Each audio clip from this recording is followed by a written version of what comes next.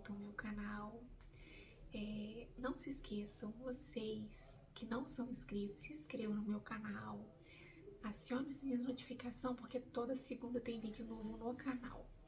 E deixe seu like porque me ajuda muito na divulgação do vídeo. Então, bora pro caso.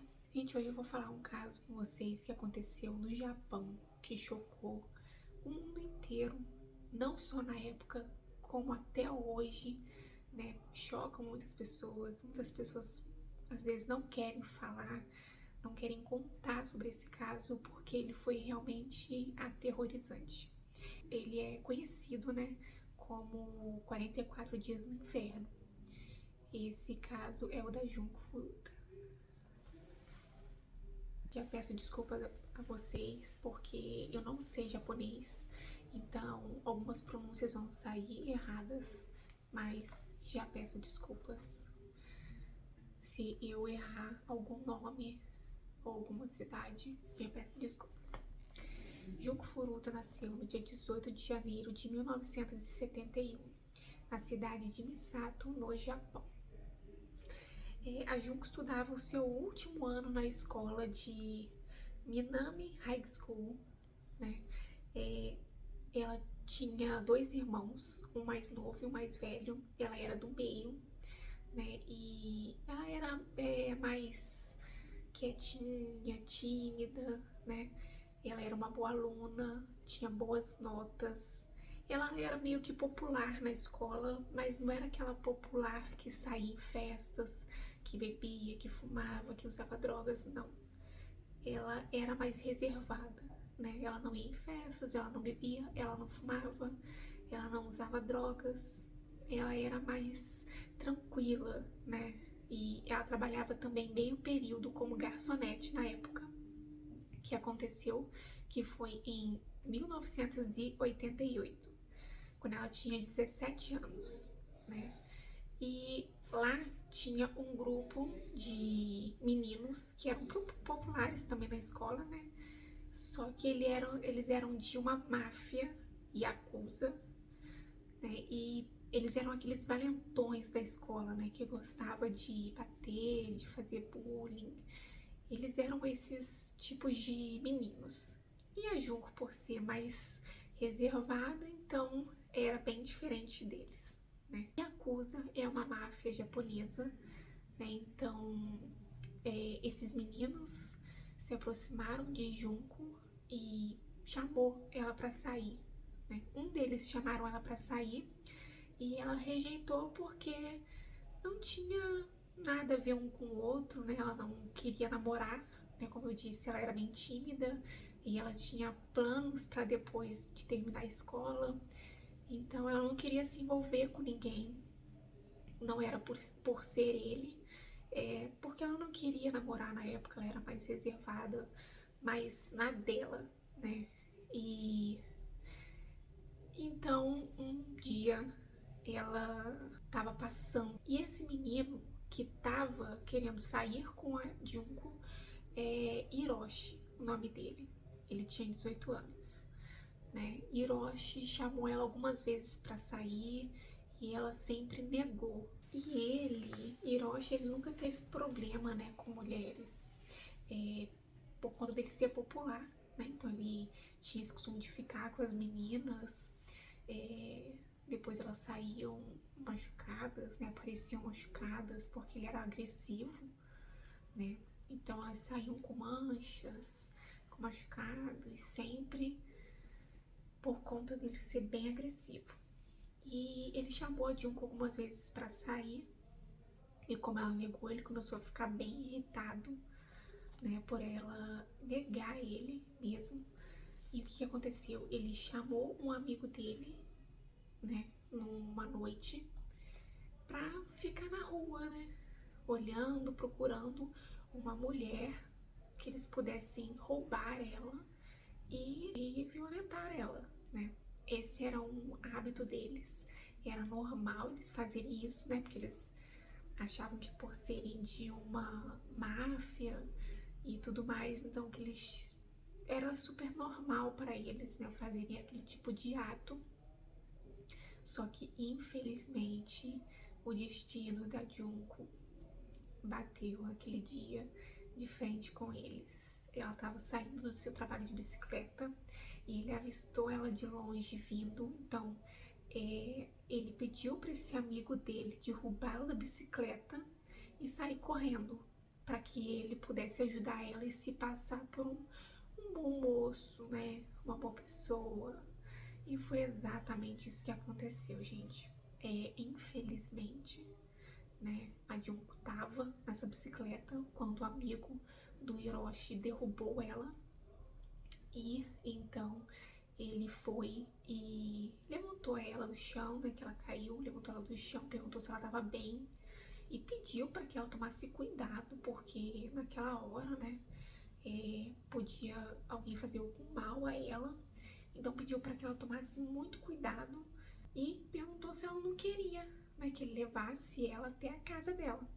Se ela não queria companhia, né, para poder ela ir chegar em casa bem.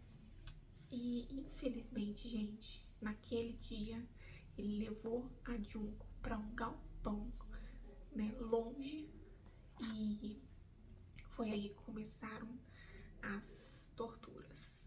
E já vou avisando a você que é sensível a agressões, tem gatilhos, que não assista daqui em diante, porque tem pessoas que são sensíveis a isso, tá bem? Já vou logo avisando pra você que é sensível, porque realmente daqui em diante o conteúdo é mais pesado. Eu vou tentar amenizar as palavras, mas é pesado, gente. O Hiroshi levou a Junko para um armazém longe, né? E lá ele contou para ela que ele era de uma máfia que se chamava Yakuza. E ele contou tudo o que ele fazia, né? Sendo ele de uma máfia. E ali ele contou as atrocidades que ele faz, né? As coisas que ele faz com as mulheres. Ali ele contou tudo para ela. Justamente para ela ficar com medo, porque ele disse que se ela gritasse, que se ela falasse alguma coisa, se ela tentasse alguma coisa, que ele sabia onde que ela morava e que ele iria matar toda a família dela. Então ali ele já quis colocar um medo nela logo de início para ela saber com quem ela estava lidando, né? Então ali ele violentou ela, né? E depois de algum tempo ele levou ela para uma praça da cidade e lá ele se encontrou com o seu amigo Minato e mais uns outros 2 homens também da máfia. Ali eles levaram a Junko para casa do Minato, que morava com os pais dele, né? Só que eles levaram ela pro porão da casa. Lá eles amarraram ela. E assim, gente, todos os dias eles iam depois da aula lá com mais 10, 12 homens. E lá eles violentavam a Junko de todas as formas que vocês podem imaginar. É assim uma coisa revoltante, né? Porque como pode uma pessoa fazer isso? É por isso que várias pessoas não gostam de falar sobre esse caso, porque ele é assim bem pesado. Mas foi isso que aconteceu. Durante 44 dias iam 12 homens diferentes, sabe? Eles ficavam perguntando, chamando pessoas, homens mais velhos, desconhecidos, para ir até o porão só para violentar a Junko. Os pais de Minato desconfiavam, né, que ela não era a namorada dele, que estava lá no porão. Sabiam das coisas que ele fazia, mas tinha medo dele. Os próprios pais tinham medo do próprio filho, porque o filho era muito agressivo. E por ser de uma máfia, que é a Yakuza, né? Então os pais tinham esse medo de tentar descobrir o que estava acontecendo naquele porão. Então assim, eles desconfiavam, mas não chegaram a investigar ou tentar descobrir. Não, eles simplesmente deixaram que aquilo ficasse acontecendo ali embaixo, sem saber o que estava acontecendo. Eles não sabiam, mas sabia que boa coisa não era, né? Então eles não faziam nada, não falaram nada. E na época também, quando a polícia, né, estava investigando o sumiço da menina, né, falaram ela tinha que ela tinha fugido de casa para namorar um amigo do Minato. Foi isso que acabou surgindo, né, as fofocas, para que não desse o paradeiro dela de que estava lá, a menina, no porão. Ela viveu dias terríveis em que ela falava que era para eles matarem ela. Ela queria morrer, porque ela sofreu muito na mão deles. Eles brincavam com ela. Para vocês terem uma noção, eles amarraram os pés e as mãos dela na parede. E eles brincavam de tipo como se fosse um saco de boxe. Ficavam dando socos, chutes, pegavam barras de ferro, tacavam. Era muita violência. Era uma violência assim absurda. Eles deixavam ela no porão fazendo -2 graus, né? Pelada, de cabeça para baixo, a noite toda. Então assim, ela foi muito, muito mesmo judiada, né? Na época, o Minato, se eu não me engano, tá bom? Ele confessou que ela algumas vezes queria ir ao banheiro. Ela demorava 1 hora até chegar ao banheiro porque os seus pés já estavam, né, todos doloridos, todos esmagados de tanto apanhar. Ela já não segurava mais a urina e nem as fezes, ela não segurava mais de tanto abuso que ela sofreu. Foram mais de 400 estrupos, né? 400 vezes que ela sofreu abuso. Então, assim, ela realmente foi muito guerreira, porque ela aguentou tudo isso, todo esse sofrimento na mão deles. E, gente, ela teve desnutrição, porque eles não levavam comida para ela, e quando ela comia algo que eles davam era barata, as próprias fezes ou a urina dela. Então ela teve desnutrição, ela tinha mau cheiro, né, porque ela não tomava banho. E como ela tinha muitas relações durante o dia, né, isso afetava também o corpo dela. Gente, eles também colocavam em suas áreas genitais lâmpadas, garrafas, fogos de artifícios, né, porque ela teve também seus órgãos ali todo por conta dos fogos de artifício que colocaram nela. Também colocavam fogos de artifício também perto dos seus ouvidos para que ela perdesse a audição, né, não conseguisse escutar muito. A violência, gente, era tanta, mas tanta, que assim, não dá para descrever para vocês. Era muita violência que ela sofreu durante esses 44 dias. Por isso que foram 44 dias literalmente no inferno. Porque é uma pessoa que ela é abusada por 12 homens diferentes por dia, sendo que eles, né, colocavam nas suas partes genitais lâmpadas, garrafas, barras de ferro, entre outras coisas. Batiam nela como se ela fosse saco de pancada, deixavam ela de cabeça para baixo, -2 graus, nua no porão. Então assim, ela realmente foi bastante guerreira e ela aguentou muita coisa mesmo, né? A polícia, gente, ela foi acionada 2 vezes. A primeira vez foi um amigo de Minato que foi lá, abusou da Junko, e depois ele, quando voltou para casa, contou pro irmão dele, se gabando do que tinha feito, né? Falando como se fosse bonito aquilo que ele tinha feito com a Junko, e o irmão dele foi logo falar para os pais o que o irmão tinha feito. Os pais logo ligaram para a polícia e denunciaram.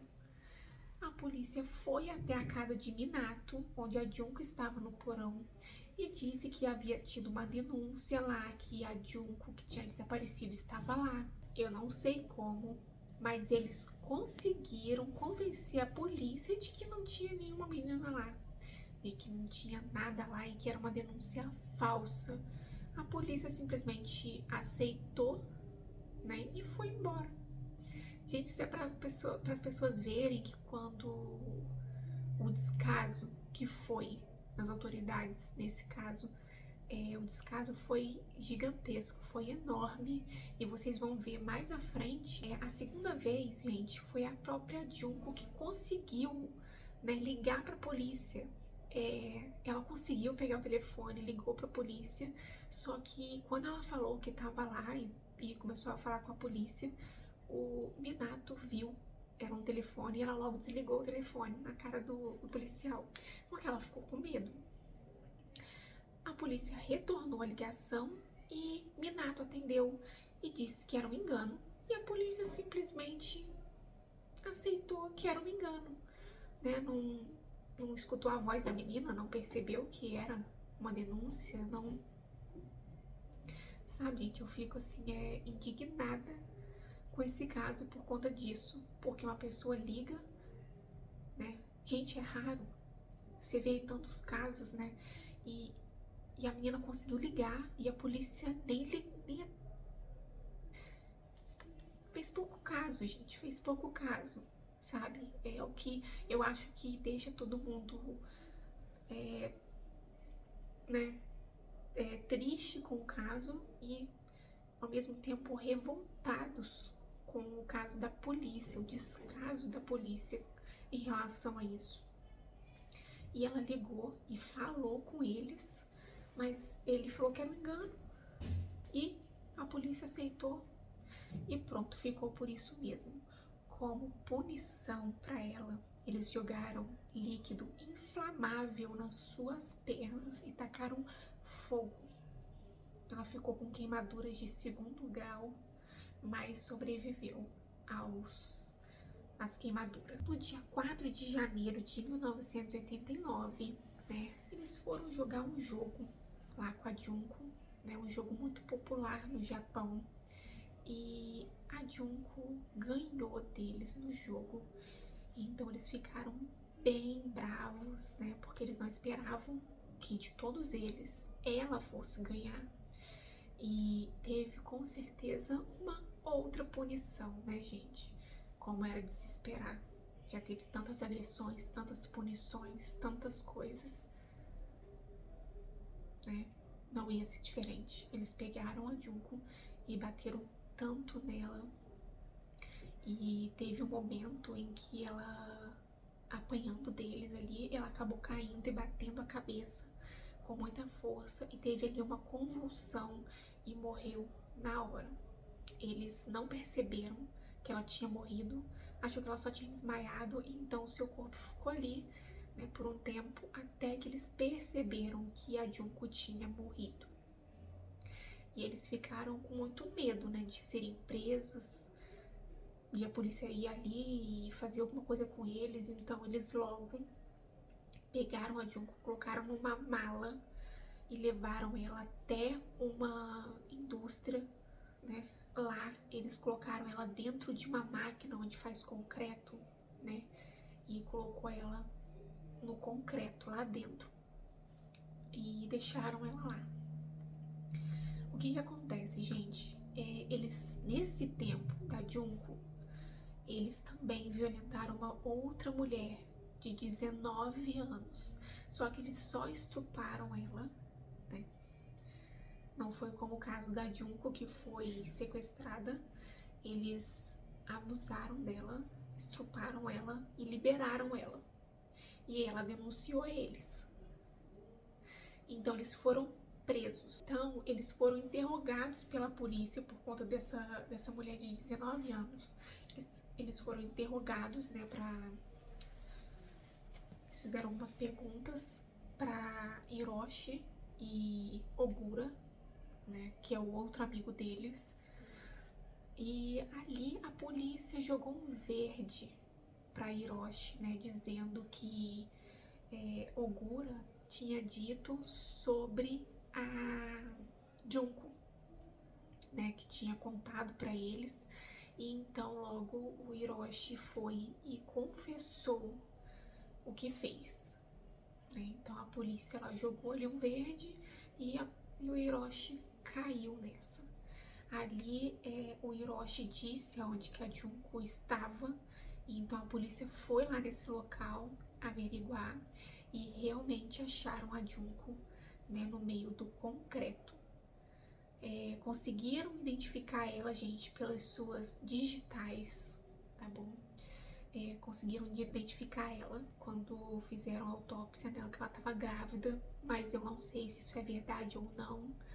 Algumas pessoas dizem que sim, outras dizem que não. E assim, gente, a mãe da Junko, quando ficou sabendo de tudo isso, ela foi internada numa clínica psiquiátrica porque ela não aguentou realmente todas as informações ao mesmo tempo, porque com certeza você acha, né, você recebe uma ligação falando que a sua filha fugiu para viver um romance e depois você, mesmo, né, a gente sentindo, mesmo a mãe sentindo que tava alguma coisa de errado, mas eu acho que ela não chegou a imaginar que seria tamanha crueldade com que fizeram com a Junko. E foi assim, né? Ela foi pra ala psiquiátrica, né? Porque realmente foi muito pesado para ela ver o que fizeram com a filha dela. Era irreconhecível. A Junko já tava toda com queimaduras na pele, né? Por conta do frio que ela sofreu durante esses 44 dias. A pele dela tava toda ressecada com bolhas, fora as queimaduras de 2º grau na pele, né? Os abusos que foram enormes, né? Foram gigantescos os abusos que ela teve ali. Então, assim, a mãe dela não aguentou tanta informação assim quando ficou sabendo de tudo. Isso eu acho que qualquer mãe não aguentaria, porque foi de tamanha crueldade que fizeram com ela. Gente, eu diminuí o máximo possível de detalhes, porque eu acho esse um caso muito pesado. Mas tem um filme, tá bom? Tem um filme de Junko Furuta. Se vocês quiserem assistir, ela deve ter mais detalhes sobre o caso. Porque realmente eu acho que ficaria um vídeo muito pesado, né? Então resolvi resumir e colocar algumas coisas, mas é revoltante mesmo. Tanto na época como até hoje, muitas pessoas sabem quão grave foi esse caso e, como eu disse, desrespeitoso das autoridades que não fizeram nada para ajudar em relação de terem denúncias e eles não investigarem, né? Tanto que os policiais que atenderam, os policiais que foram lá, foram demitidos dos seus cargos por tamanha falta de totalmente responsabilidade deles, né, de não entrar na casa, de não averiguar nada. E quando ela ligou também, eles fizeram pouco caso, não quiseram saber se era verdade ou não. Então eles foram demitidos do seu cargo, mais do que justo. Mas infelizmente, gente, é bem pesado. Gente, infelizmente, agora eu vou falar com vocês sobre uma coisa assim que eu achei também absurda, tá bom? Foram a pena deles que foi absurda. O Hiroshi, ele pegou 20 anos de prisão só. Só 20 anos de prisão. E Minato pegou 9 anos de prisão. Eu achei um absurdo, mas uma teoria, né, que dizem que essa máfia Yakuza é que influenciou nesse julgamento, né, que influenciou na sentença por isso que foi tão pouco, né, por conta dessa máfia na época, influenciou bastante nisso, mas eu achei assim um absurdo o tanto que ela sofreu. Imagina, 44 dias sendo torturada para a pessoa simplesmente ter 20 anos. Hoje em dia ele já tá solto. Hoje em dia todos estão soltos. Foram 4 homens, né, que foram presos. E todos pegaram de 5, outro de 7, outro de 9 e o outro 20 anos de prisão. Eu achei um absurdo isso, porque como, né, que fazem essas atrocidades todas e pegam só isso de prisão. Então é isso que eu falo pra vocês, que pega mais no caso, que deixa a gente indignado também. Essa parte da punição, da polícia, da prisão, tudo. Tudo deixa a gente indignado, porque eu acho que, né, deveria ser muito mais. Se fosse em outros países, com certeza ia ser pena de morte. Mas infelizmente nesse caso não foi, como foi no Japão. Então era um outro tipo de julgamento que eles tiveram, né? E é isso. Dia 2 de abril de 1989 foi o enterro de Junko. O sonho da Junko era terminar o ensino médio, né? Então a sua melhor amiga da escola realizou isso por ela, né? Fizeram uma formatura, então ela pegou o diploma da Junko de conclusão do ensino médio e levou até o seu enterro no dia. E então colocou no caixão e parabenizou a amiga por ter passado no ensino médio, né? Esse é um caso, gente, bem... A gente diz que a gente fica indignado, né? Quando a gente conhece sobre essa história, eu não sabia sobre essa história até eu ver, e assim, eu fiquei... A gente fica assim meio pensativo, né? Porque como uma pessoa aguenta tanta coisa, né? Ela aguentou muito, muito, muito. E é isso, gente. Esse é o caso de hoje, tá bom? Se tiver algum caso que vocês queiram que eu conte aqui no canal, é só colocar nos comentários. E é isso. Até a próxima. Obrigada por ter ficado até aqui. Gente, não se esqueçam de se inscrever no meu canal, acione o sininho de notificação e não esqueçam, toda segunda-feira tem vídeo novo no canal. Então já acione o seu sininho, já deixa seu like que me ajuda muito na divulgação do vídeo. Até a próxima!